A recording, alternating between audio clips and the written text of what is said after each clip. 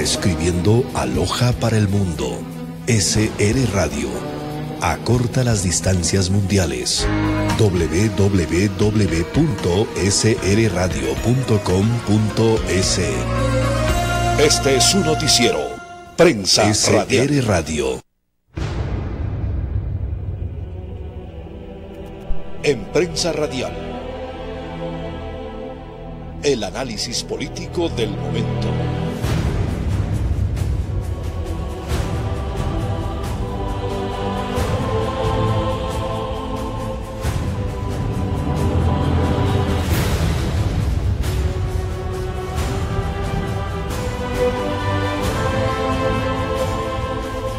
Seguimos informando a través de Prensa Radial. Ya tenemos la presencia del ingeniero Carlos Guerrero, economista, con quien vamos a seguir dialogando sobre los temas políticos del Ecuador y principalmente de cómo se viene armando las estructuras económicas y también educativas del Estado ecuatoriano. Señor economista, buenos días, bienvenido.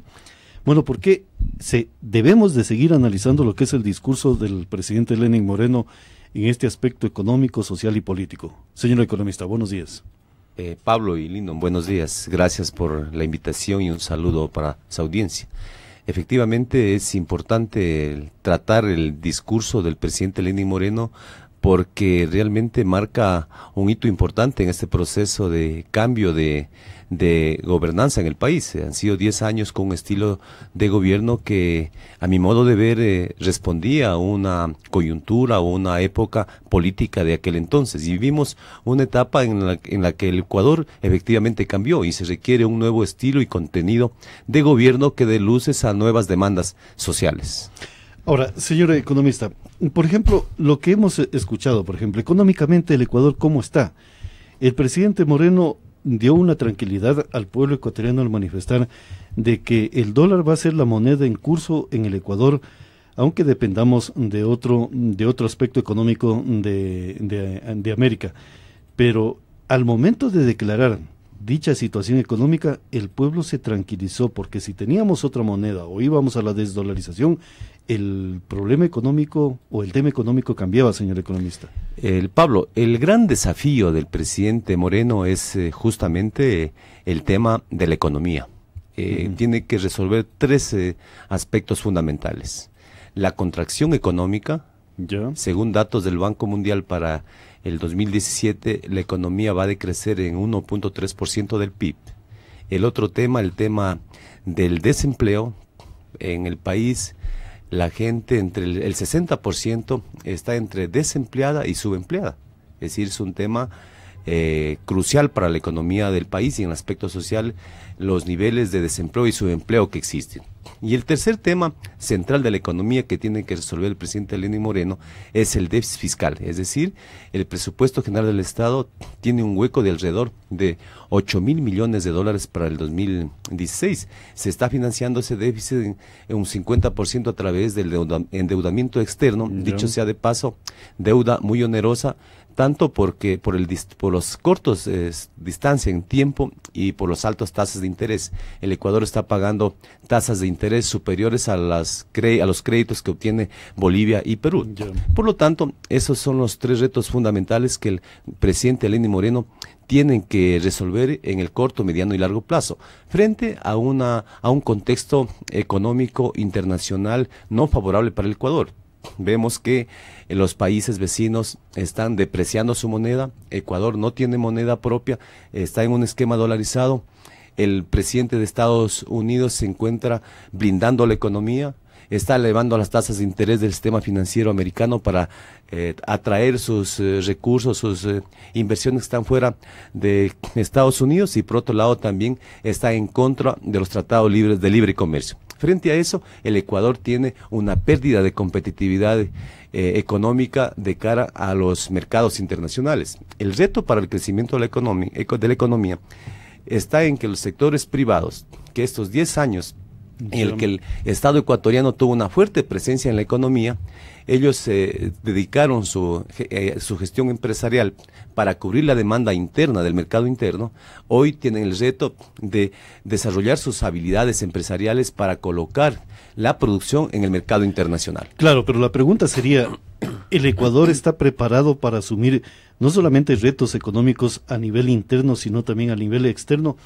Hablando en el tema, por ejemplo, norteamericano, en el momento que se está blindando la economía norteamericana, significa que el nivel tecnológico no va a ser tan fácil acceder, por ejemplo, a países latinoamericanos. Bueno, este es un reto de mediano y largo plazo, porque fueron 10 años en que el sistema económico, los sectores empresariales tuvieron como principal cliente al consumo interno y por lo tanto a la al gasto del sector público, que bordea el 43% claro. del consumo nacional. Pero la industria ecuatoriana está en la capacidad tecnológica, señor economista. Sí, a eso iba. La industria nacional todavía está en un proceso incipiente de desarrollo.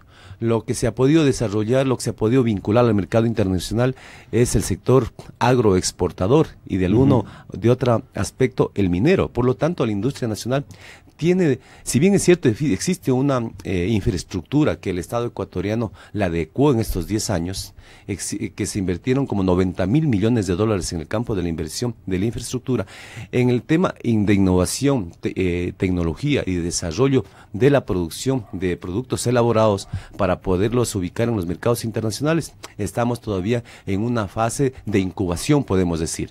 Claro. Por lo tanto, el Ecuador tiene que combinar el desarrollo de la innovación industrial, tecnológico industrial, con los aspectos de ir mejorando la producción, incrementando la producción primario exportadora, como es el cacao, el banano, las flores y otros productos elaborados del mar, y hasta poder nosotros adquirir un desarrollo competitivo en los mercados internacionales. Ahora, señor economista, pero en el tema económico, por ejemplo, hay algunas variaciones políticas que se han venido dando, no solamente en el contexto ecuatoriano ni latinoamericano, sino a nivel mundial. Por ejemplo, yo escuchaba las declaraciones del presidente ruso Vladimir Putin en el sentido de que él se va a contraponer a lo que sería el nuevo orden mundial que se está estructurando a nivel de potencias económicas.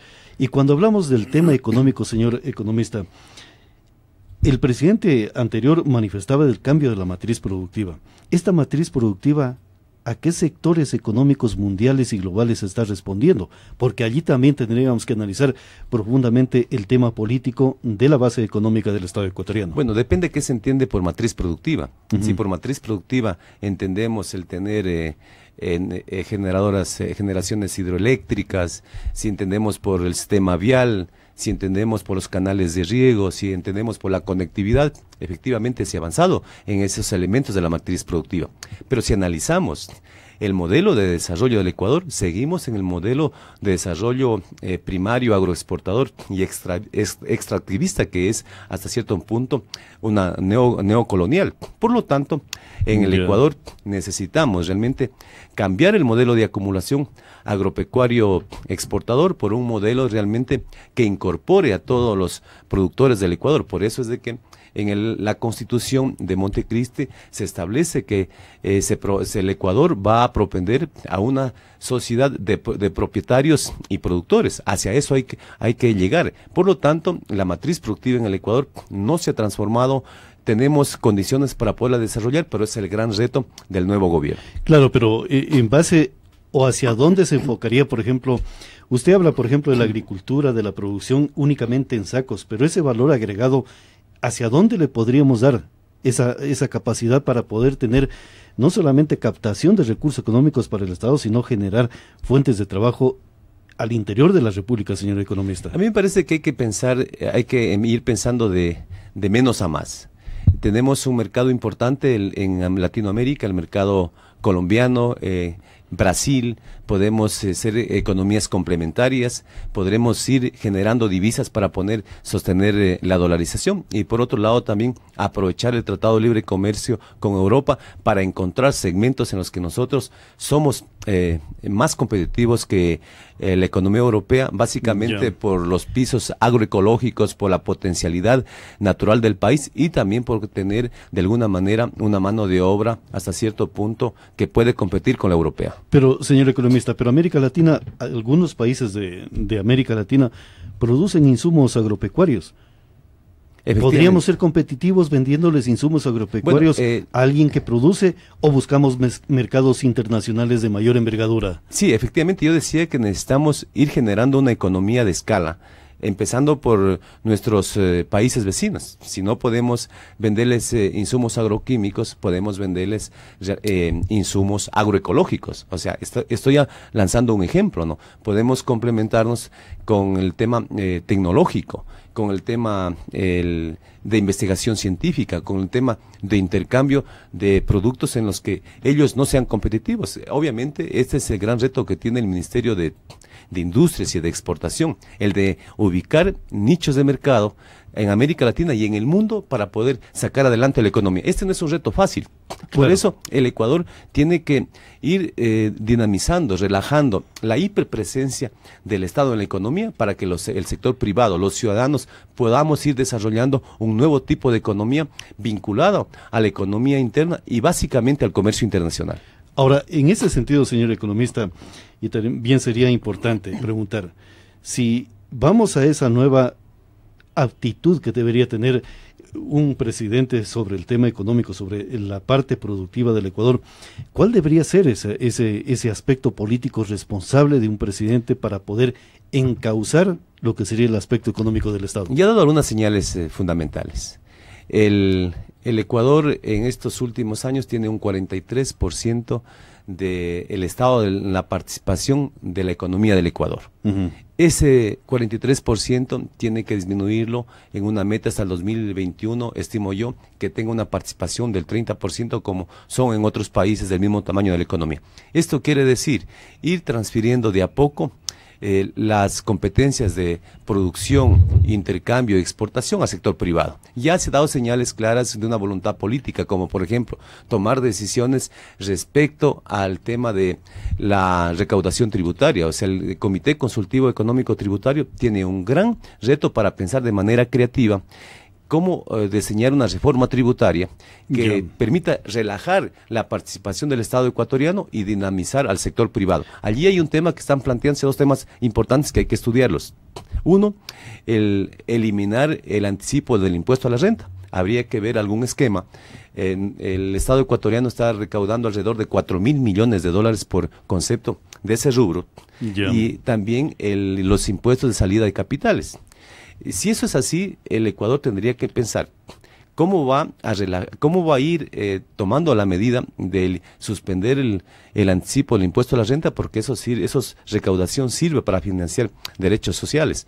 La propuesta es de que sea una eliminación progresiva hasta que el sector económico pueda adquirir dinámica y el Estado ecuatoriano puede buscar otras fuentes de financiamiento para poder impulsar y garantizar los avances sociales que se logró en esta última década. Claro que sería importante, por ejemplo, esos 4.000 millones que dice usted, señor economista, a lo mejor retornándolos o dejándolos en la base de origen económica, a lo mejor van a generar fuentes de trabajo y mayores inversiones económicas que a la larga el Estado va a ser el ganador, porque se podría generar fuentes de trabajo, señor economista. Pero esa actitud, señor economista, ¿cómo entenderla por parte de los sectores productivos particulares o privados? Cuando estamos hablando de que el Estado es también inversionista en la parte productiva, pero tiene un costo económico ese dinero, señor economista, mientras tanto que en la parte privada, a lo mejor el costo sería más económico y más barato. Bueno, me parece a mí que en estos últimos 10 años el Estado ecuatoriano hizo lo correcto. Uh-huh. El sector privado no estaba en la capacidad de poder montar una infraestructura productiva del tamaño que logró el Ecuador. Invirtió 90.000 millones de dólares. En todas partes del mundo han sido los gobiernos, los estados los que han generado las condiciones para fomentar la productividad, el crecimiento económico. Por eso decía, hoy vivimos en una nueva etapa en la que los sectores privados tienen que asumir también su responsabilidad. Si nosotros les transferimos el impuesto del anticipo a la renta al sector privado o lo suspendemos, habría que buscar mecanismos para garantizar que esos recursos efectivamente vayan a incrementarse a la producción y a la productividad, porque únicamente estudios de América Latina señalan que el 3% de los ingresos de la gente más rica son los que se invierten en sectores, en iniciativas de generadoras de producción, trabajo y empleo, de tal manera que en teoría parece que eso pudiera funcionar, pero habría que ver un esquema que permita incentivar al sector privado para que esos recursos no los saquen del país para ubicarlos en otros sistemas financieros ganando $0 de interés, sino que sirva para generar riqueza en el Ecuador. Es el gran reto de carácter económico y político que tiene el nuevo presidente. Ahora, señor economista, estamos hablando del tema económico, que no es únicamente un tema muy separado. ¿Y qué pasa con el sistema educativo que tiene que generar el recurso humano, potenciarlo para poder estar dentro de esta estructura económica que estamos manifestando? Bueno, ese es otro tema importantísimo. En los países que han generado desarrollo, efectivamente, la innovación, la tecnología, no han surgido desde las universidades, sino ha sido el propio Estado quienes han implementado sus propios centros de investigación y desarrollo tecnológico. Pero en América Latina y en el Ecuador esos esquemas no funcionan. Tiene que haber una sinergia entre la empresa privada, Estado, universidad y el sector de los trabajadores para poder generar las condiciones tanto laborales, científicas y tecnológicas. El Ecuador en los últimos 10 años ha avanzado de manera extraordinaria en el campo de la educación. El Estado ecuatoriano o el gobierno anterior invirtió como $11.500 millones en la educación superior. El 2016 se invirtieron 1.200 millones de dólares, el doble en comparación a lo que se invertía en el 2009. Pero es inversión económica, pero en cambio, ¿qué pasa con los resultados para poder accesar a esos sistemas educativos fortalecidos económicamente? Sí, a eso iba. Se ha avanzado en enviar al exterior una cantidad importante de talentos ecuatorianos a formarse, a obtener formación de tercer y cuarto nivel, es decir, pregrado y posgrado. Existen PhDs, existen indicadores que hay universidades públicas como privadas que están despuntando en el desarrollo tecnológico y científico que se puede medir a través de la publicación de papers.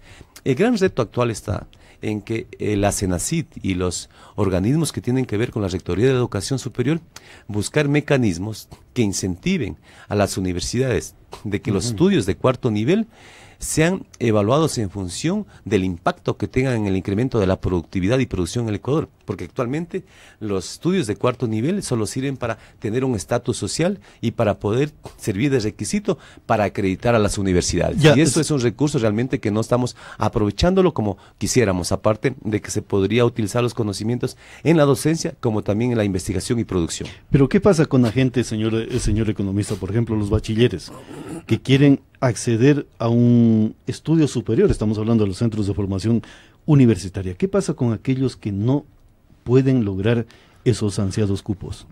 Pablo, yo venía pensando que hay un problema serio en el Ecuador. Algunos problemas, o sea, de que está enfrentando la juventud y que actualmente, así como algunos años y a hoy no tanto, las personas con discapacidad estuvieron en una condiciones de vulnerabilidad extrema. Ahora los jóvenes se encuentran abocados en un problema de vulnerabilidad social grave, por dos razones: por el incremento del microtráfico en el Ecuador y, segundo lugar, por las barreras irracionales de ingreso a las universidades. Usted me está diciendo que el Estado prácticamente está atrofiando el tema de aprendizaje de los estudiantes, no en el sentido biológico, sino más bien de la directriz jurídica, señor Se está el ingreso de los jóvenes a la universidad, realmente hay un problema grave. Existe un desequilibrio entre la oferta de carreras de las universidades e institutos y las preferencias de los jóvenes. Por ejemplo, actualmente se estima que existen 297,000 jóvenes sin cupo a las universidades. ¿Cuál es la respuesta que estamos dando para que esos jóvenes tengan derecho a una carrera universitaria? En la provincia de Loja se estima que hay 5,000 jóvenes bachilleres que no pudieron obtener su cupo. Allí hay algunas salidas. Por ejemplo, creo que la responsabilidad es a nivel de universidades y también del Estado, que se tiene que impulsar una reforma universitaria. Respecto a las universidades, es importante que las universidades promocionen adecuadamente sus carreras. ¿Qué tal, Pablo, si les ponemos en blanco y negro la información a los bachilleres? Es decir, estas son las carreras que tienen mayor demanda de empleo y estas son las carreras que tienen menor índice de empleabilidad. Por ejemplo, hay carreras liberales como Derecho, como Economía, como Administración de Empresas, una serie de carreras que el mercado ocupacional está saturado, y seguimos nosotros incentivando y fomentando ese tipo de carreras. Otra medida, se tiene que, ya habría que estudiar también el tipo de examen de admisión que se está aplicando. Hay estudios, Pablo, que señalan que no necesariamente los estudiantes que ingresaron con las mejores puntuaciones a las universidades son los que destacan en los estudios universitarios, ni tampoco existe una correlación entre los mejores egresados de las universidades con los que tienen empleabilidad y éxito laboral en el mercado. Por lo tanto, esas medidas no son las más adecuadas como para poder establecer el ingreso a las universidades. Habría que pensar nuevos mecanismos que permitan garantizar el derecho al libre ingreso de las universidades de los estudiantes. Claro, porque una cosa, señor economista, y lo que usted topa es muy puntual, o sea, el modelo de cómo está seleccionando al recurso humano del Estado ecuatoriano para poderlo o permitirle que ingrese a los centros de formación, para mí es uno de los más, a lo mejor, desatinados que existen en el Ecuador. Porque una cosa es aprenderse la fecha de nacimiento, por ejemplo, el Che Guevara, y otra cosa es qué hizo el Che Guevara, que es un aspecto más reflexivo, que lo otro es muy puntual, simplemente se aprende y hasta allí llega el aspecto, pero eso no se llama sabiduría histórica, peormente mental. Pero la pregunta sería, ¿los modelos educativos tienen que responder a los temas económicos y a los temas sociales de un conglomerado o enlazarlos a nivel internacional, señor Pablo? economista? Es una pregunta central y una pregunta brillante, porque la sociedad está experimentando cambios. Hay nuevas formas de organización de la sociedad, el trabajo y la producción. Es decir, nosotros no podemos estar enseñando actualmente con una realidad de acuerdo a las necesidades de hace 100 años atrás. Los jóvenes actualmente ya no tienen problema en acceso a la información. Usted ingresa al internet y tiene una información abundante. Los jóvenes poco o lo mínimo aprenderán en el aula del profesor porque tienen las aplicaciones. Si usted no entiende un procedimiento respecto a matemática financiera, álgebra, usted va a una aplicación y ahí le explican de manera didáctica. El tema de los trabajos, ya existen muchos trabajos que lo pueden hacer desde la casa en línea. Por lo tanto, yo creo que en el tema de del currículo, del sistema universitario, se tiene que dar cambios fundamentales. Se requiere una reforma universitaria y reforma al sistema educativo en general, que esto podría ser en el mediano y largo plazo. Yo estoy planteando y me he preguntado para venir a conversar sobre este tema acá en su medio. Es decir, ¿es posible formar profesionales universitarios en 2 años y medio con un currículo flexible, con tiempo libre y que los estudiantes y los jóvenes estén vinculados a una actividad productiva en algún emprendimiento? Esa es una pregunta. Yo creo que sí se puede formar ingenieros en 2 años y medio, teniendo un currículo flexible. Y es más, ya en países con desarrollo académico y científico adelantado, con Finlandia, ya los chicos tienen mayor tiempo para dedicarse a la investigación, para dedicarse a los experimentos, para tener mayor tiempo para desarrollar actividades de disfrute, de contemplar la naturaleza, de generar un nuevo ciudadano de acuerdo a las nuevas formas de organizar la sociedad, la producción y el trabajo, teniendo como un elemento transversal a la tecnología. Es el gran reto que tienen las autoridades universitarias y de gobierno respecto al campo educativo. O sea, los modelos técnicos de aprendizaje y los modelos científicos deberían de variar y razonar actualmente cómo está la humanidad. Sí, el papel, por ejemplo, el papel del docente en el aula cambió totalmente. Ya el docente no es aquel... No es la última palabra, ni la primera. Que transmite información, sino es aquel que se convierte actualmente en mediador del aprendizaje entre el joven estudiante y la abundante información que existe en el mundo. Ya la función del docente es de categorizar, de clasificar, de indagar, de cuestionar, para que el estudiante, en base a su propio razonamiento, pueda ir descubriendo y construyendo conocimiento. Es decir, realmente las universidades actualmente tienen un papel importantísimo respecto a dar un salto cualitativo y cuantitativo respecto a la educación actual en comparación a la educación de hace 100 años atrás. Claro, por ejemplo, señor economista, alguna vez hice un comentario en el sentido que, por ejemplo, ¿qué pasaría si la provincia de Loja decide ser una potencia económica en el contexto ecuatoriano y latinoamericano? Pero para ser esa potencia económica tiene que tener también un recurso económico, un recurso humano de diversas profesiones y también de diversos servicios capacitado al 100%. Eso significa replantear lo que sería la actitud de los centros de formación superior en la provincia de Loja para poder capitalizar lo que estamos hablando en materia económica. Imagínese, pasar de lo que es la agroindustria o la industria agrícola rural a una agroindustria de gran envergadura. Eso significa que vamos a necesitar abogados formados en derecho internacional para poder estructurar la base económica, para poder negociar en los mercados mundiales. Entonces, por allí podría ser el camino. Por eso era la inquietud.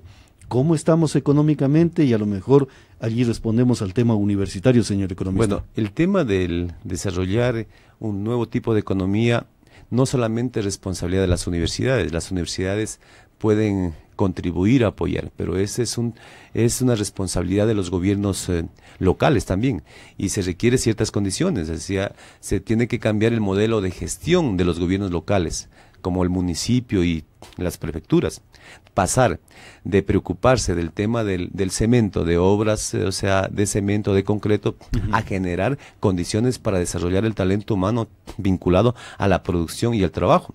Y las universidades contribuir con sus profesionales calificados en el campo de investigación y desarrollo científico. El Loja, por ejemplo, en concreto, tiene condiciones como para poder dar un salto importante en el cambio de la matriz productiva, que mucho se ha hablado a nivel nacional. Cuenta con 3 universidades. Una de ellas, el otro día decía, es pionera y está liderando en el campo de la investigación científica, en la publicación de papers. Existen muchos lojanos que están fuera de nuestra tierra, que están en importantes funciones académicas. Pablo, tú conocerás que el rector de la central es un lojano de raíces. El vicerrector de investigaciones científicas es un lojano, y me entero que es del Cantón Celica. Es decir, se puede generar sinergias en convenios de cooperación interinstitucional a nivel de gobiernos locales, como también a nivel de universidades, para generar una zona de innovación y desarrollo tecnológico. Ese es el reto que nosotros creemos que deberían sentarse a conversar las autoridades políticas y académicas y la sociedad organizada de la provincia de Loja. Perfectamente, señor economista. Estaremos en las próximas emisiones siguiendo estos análisis políticos, económicos y también sociales de lo que está sucediendo en la República del Ecuador, porque es el interés del pueblo ecuatoriano conocer también hacia dónde va el Estado ecuatoriano en los actuales momentos, cuando hay muchas definiciones a nivel internacionales que podrían cambiar modelos políticos en América Latina. Muchísimas gracias. Gracias, Pablo. Estaremos conversando. Muy amable. Buenos días. Seguimos informando. El economista Carlos Guerrero estuvo en Prensa Radial. Seguimos informando a través de Prensa Radial. Noticias, música y cultura. SR Radio, la nueva forma de comunicación intercontinental. www.srradio.com.es